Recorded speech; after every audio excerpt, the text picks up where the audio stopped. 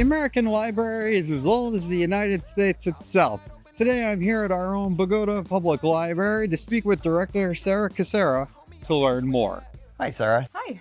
Thanks for having me here today to the Bogota Public Library. Thanks for coming. You're always welcome. When I was a young man, the library was a place where you went to be quiet, like maybe get a book, but mostly to be quiet. And I was wondering, how do you see today's library different than, say, the library of your youth? Yeah, it's definitely changed. We're more a community center than just a library now. So, obviously you can still come and borrow books, but we also, have a lot of programming, and we like to be a place where people can connect, whether it's young mothers with their babies at story time. We want the kids to have fun, but we also want the parents to connect. Our seniors will participate in a lot of our programming as well, and we have some teen events. So it's definitely a place to gather, and obviously that's not usually a quiet activity. So we're definitely not as quiet as we used to be. Yeah. So you mentioned the broad programs that the library offers these days. Could you take us through, what do you handle in an average month? In this library, everybody wears a lot of hats, including the director. So in addition to the admin work, the bookkeeping, making sure the building's running and everything's going smoothly, the director also oversees the programming and the book buying and the item buying. Obviously, I have great staff here, wonderful people. Mr. Tommy, as everyone knows, he does all the children book buying and the children programs, so that's wonderful because he knows way more than I do in that aspect. But I oversee that. I oversee the staffing. So if we need to hire somebody, I'm making those decisions. I also have to answer to a board. I have a 9-person board of trustees. So I have to prepare a report for them every month to let them know what's going on, any policy updates, anything like that they need to know about or vote on, to make sure that we're all in agreement how the library should run. So, and every single day is different. You never know what's going to walk in the door, which is fun and crazy sometimes. But overall, it's a really fun experience. I came into this industry because I wanted to stop being so bored at a 9-to-5 sitting at a desk. And I don't sit at a desk very often here. So I definitely got what I asked for. And some days that's fun and some days that's a little crazy. But overall, that's basically the gist of what we do, what I do. This is also a great place to get your passport. Yes, we also have to, that's something I had to learn on the fly here. I had to be trained for passports, and then I'm the manager of the passport facility. That was definitely a learning experience for me, but I'm glad to have it because now I'm prepared for when I need my passport. So yeah. So I have a Bogota Public Library sticker on my camera bag, so I like to represent. But what are other ways that people in the community can support the library? There are so many ways depending on, what your resources are. First and foremost, use the library. If you don't have a card, get a card. If you aren't sure if your card is still active, stop by. We can let you know and we can update you. In addition to borrowing books and movies, we also have video games. You can borrow ebooks and audiobooks. So attending programs is really important as well. We provide them for free for the whole community, and we would love to see more people come and take advantage of that. We also do have an annual appeal every November where we ask for donations. So if you do have the means, and I understand in these times it might be a little harder than usual, $5 goes a long way here.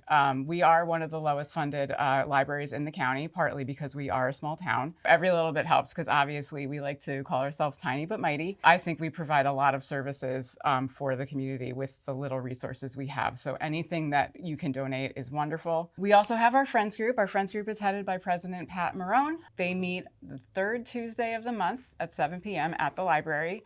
You can join the Friends Group. They are our 501c3 nonprofit organization. They raise money for the library.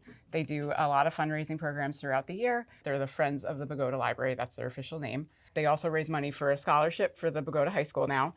That they've been doing that for the past 2 years, and it's definitely going to be an annual thing. Obviously, we love all patrons that come to the library, but we especially love our youth because they are the ones who are really borrowing all our books and coming to our programs. So this is a wonderful way where we can give back for when they're ready to take that next step. There's just a lot of ways you can do it, but most importantly, please use the library. Speaking of using the library, when you have your library card, there are also, I'm aware of, I think maybe 2 different apps you can access? Yes, so we have the Libby app, Libby. That is just for ebooks and audiobooks, but you can borrow them. So you just have to download the app. I think it prompts you to put in your library card. You can borrow them to your tablet, to your phone, whatever works for you. And then we have the Hoopla app, which offers ebooks and audiobooks as well, but it also offers TV shows, movies, music. So you can borrow that way. That you have to sign up for an account. So you have to put in your library card and you have to set up an email and password, but it's free. Once you do that once, you're in it for life. You don't have to worry about it. So those are the two apps that we provide right now. That's really neat. Yeah. It's almost time for my favorite Bogota Public Library event, the book sale. Yep. Tell us a little bit about that and what will be available and how it benefits the library. It's a great question. Our book sale is Friday, April 24th and Saturday, April 25th. There's information about it on our Facebook and on the Friends Facebook, because the Friends group is the one behind the book sale. They are doing all the dirty work for me. We had a really successful donation day last Saturday, so we got a lot of wonderful, really good condition books. They're going to be on super sale. So we get books from our community, but we also use any books that haven't circulated recently in the library. We will take them out of our collection and sell them to make more space for our shelves and to give them a new home and a new life. Every dollar that you donate there, I know the Friends are really focused on their scholarship program right now, so a lot of that money will be used for that. But also, again, the Friends, every dollar that the Friends earns, they give to the library in some way. So it's a great way. It's a great way to support the library too. Just buy some new books, give them new homes. It's a great opportunity, particularly if you have young children, because like young children books, I don't actually know what they're called, but like you just have like these books and there's like a picture of an orange and it just says orange and that's just yes, like one those page. are our board books. Yeah. Yeah, but then like the kids age out of those fairly Very quickly. Yep. So like then like you need like the next bump up and you know like to like read a story, not too long, but it like has to be like a story Sure, book. yeah. And like this is like a really good opportunity, like if you just have like a tiny baby and like you need those, or like if you're just ready to bump up to the next level, it's just a good opportunity to get books that you're not going to be able to use for that long. Absolutely. And like Yeah, that's and right. just in general, it's just like that's one of the great things that's so great about this wonderful children's section, is that there's just like so many books and you can just bring your kid and like you pick a book and like it's there's just so many things. Like this one has a truck, I want this one. Like it's Exactly. great. Yep. Kids go through phases too.